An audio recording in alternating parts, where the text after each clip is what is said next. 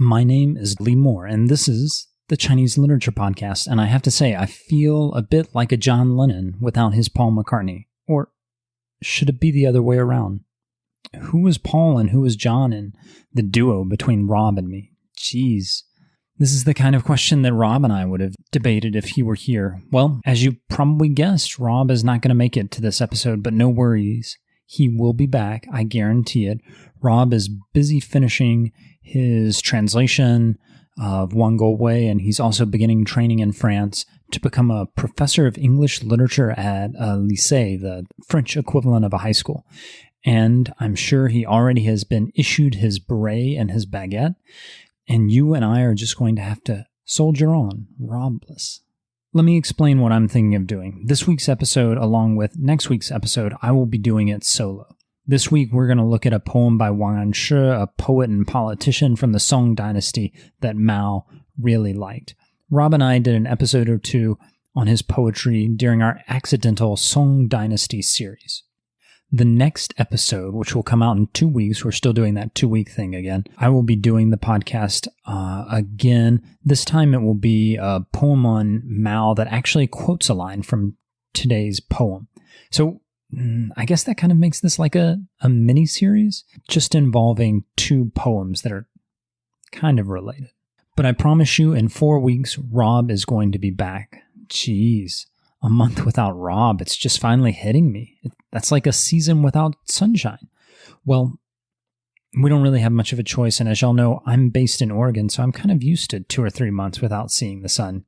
It's rough, but really, we don't have much of a choice. 没有办法, right?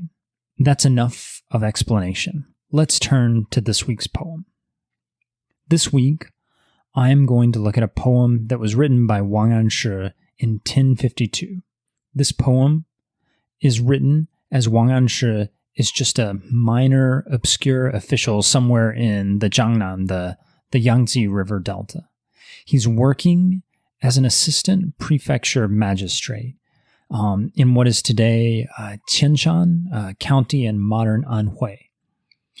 Now, in 1069, Wang Anshi is going to become a big deal. He's going to take over the bureaucracy. He's going to become the head honcho.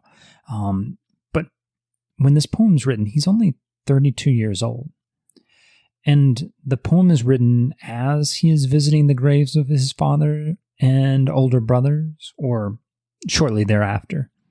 His brother died the year before in 1051. His father, who had been working nearby, died more than a decade before in 1039, I think. The poem is called Ren Chen Han Shi.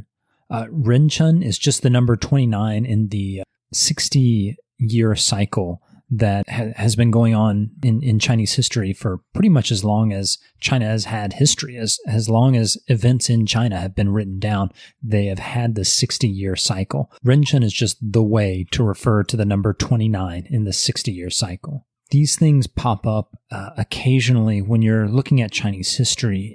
If you go back, the 1911 revolution that ended the Qing dynasty is known in Chinese as the Xinhai Geming, the Xinhai Revolution. That's because 1911 was the 48th year of the 60-year cycle, and Xinhai is just the number 48 in the cycle.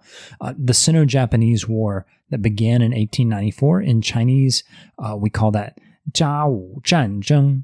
That's because it's the 31st year of that 60-year cycle, and 甲午is just the way to refer to 31. So Ren Chen, again, just means this is happening in the year 1052, the 29th year of that 60-year cycle. Han Shi, this literally means something like cold food or cold eating. It refers to a practice, festival, I'm not actually sure, that happened just before Tomb Sweeping Festival. Han Shi means that you don't eat cooked food. It's a way to honor the ancestors. Normally, I think this happened the day before Qingmingjie, but I think it varies from place to place. Okay, now let's get into the meat of this episode, that is, my translation of the poem. The traveler's thoughts are like poplars and willows. The spring wind blows through a billion branches, especially as tomb sweeping day approaches. The tears overflow like the tides of Yeville. I brush the snow off my turban and hair. In the mirror, my face is red and starting to wither. I still do not know what makes the fancy officials happy. I only want to grow old as a recluse. That's it.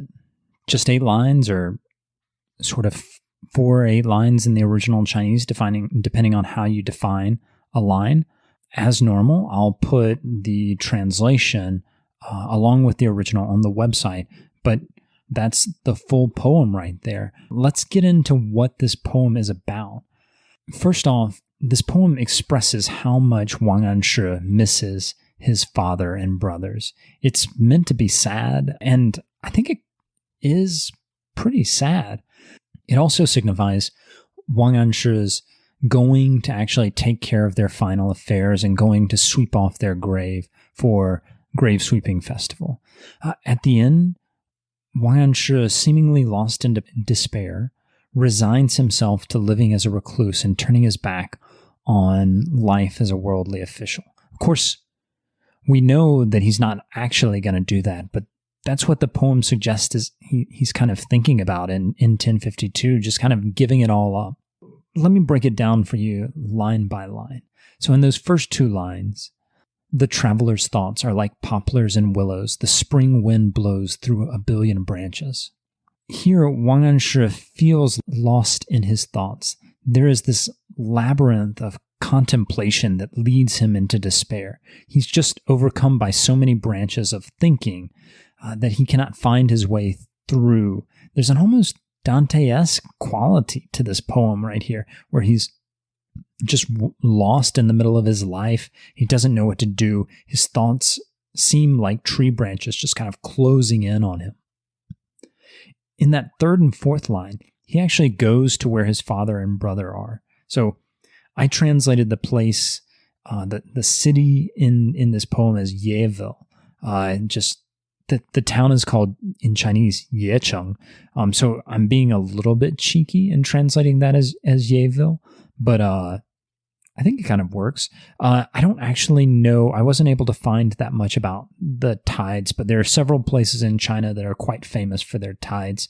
Wang Anshi would have almost certainly been very familiar with these tides. There are some in Hangzhou that actually, some people have suggested the first surfers actually surfed here. That is, Chinese folks have suggested that it wasn't Hawaiians who invented surfing, but it was Chinese folks in Hangzhou surfing on these giant seasonal tides that invented surfing.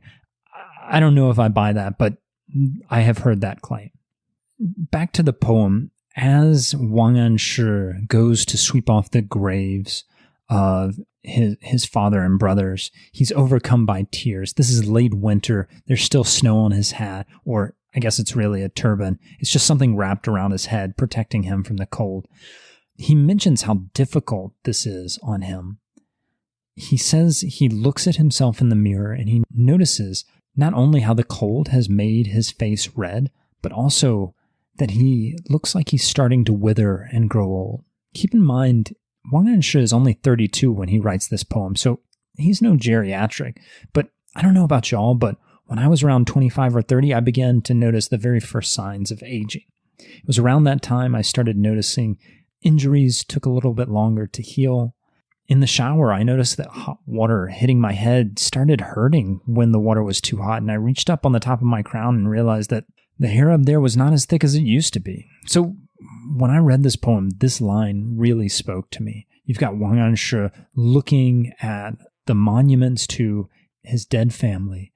He's realizing that he is no spring chicken. His family's dead, and he's facing his own mortality right here.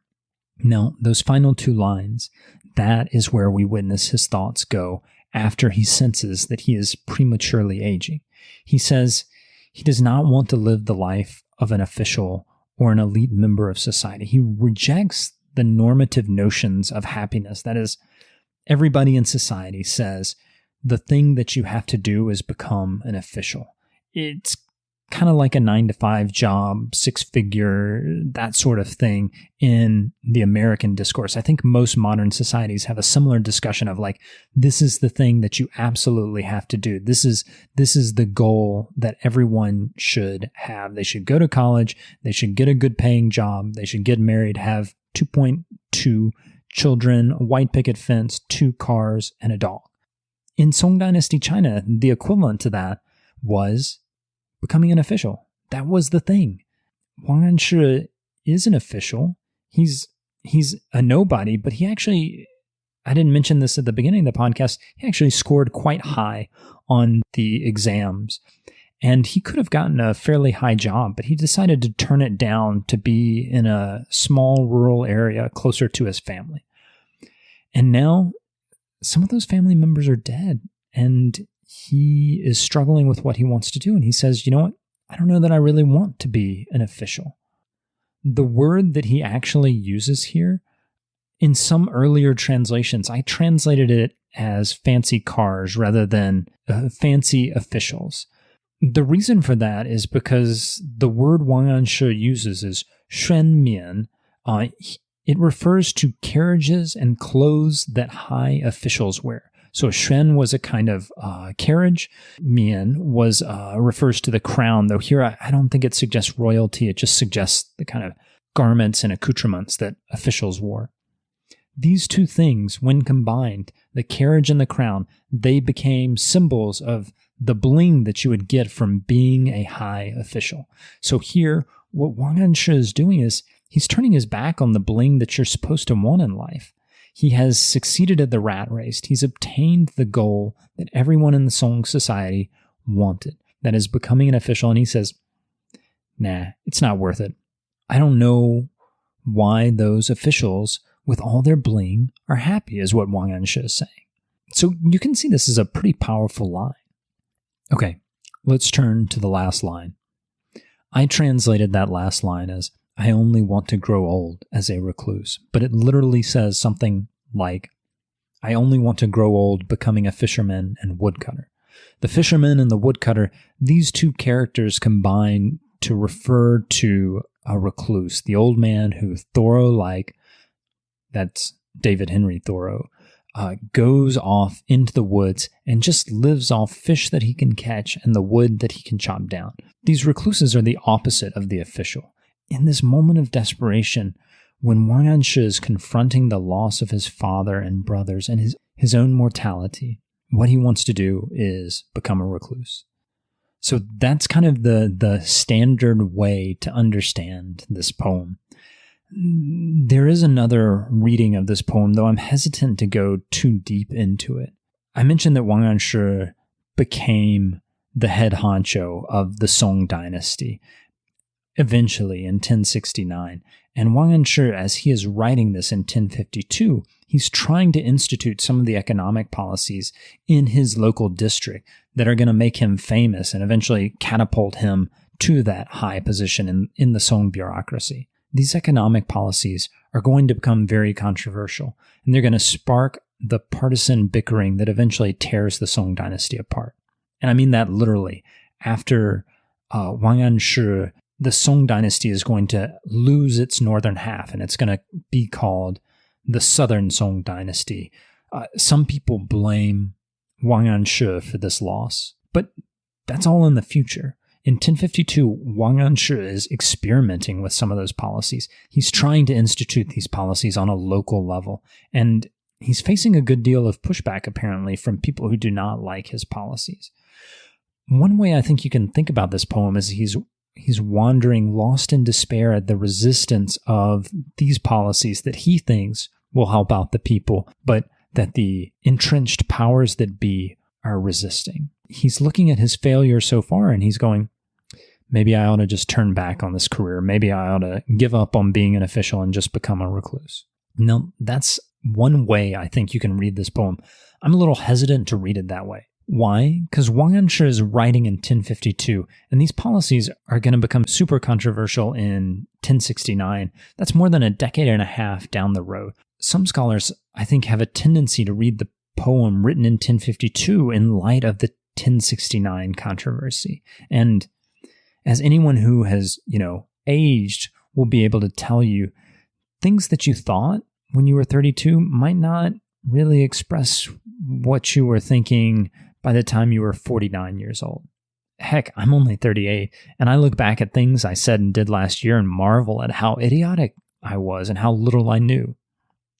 What's that line from Socrates? Something about recognizing your ignorance as being the only kind of wisdom. Anyways, I've rambled on long enough about this poem, and without Rob to enliven my conversations, I don't want to bore y'all too much. So the next episode is going to come out in 2 weeks. That one will just be me again, and I'll look at a poem by Mao that cribs off this Wang Anshi poem. If your lack of the Chinese Literature Podcast is making your thoughts wander and feel like you're lost in a billion poplar and willow branches, then check out our website, ChineseLiteraturePodcast.com. Look us up on Twitter at ChinLitPod. We try and post a couple of times a week there, mostly news of the podcast or something this day in China's literary history, that kind of thing. If you think I did a good or a terrible job with this solo episode, I'd like to know. Send us an email at ChineseLiteraturePodcast@gmail.com. And finally, if you want to show some love to the podcast, a great way to do it is by becoming a Patreon patron. Find the Chinese Literature Podcast on Patreon. This is Lee Moore saying, 爱别离苦, parting is so bitter.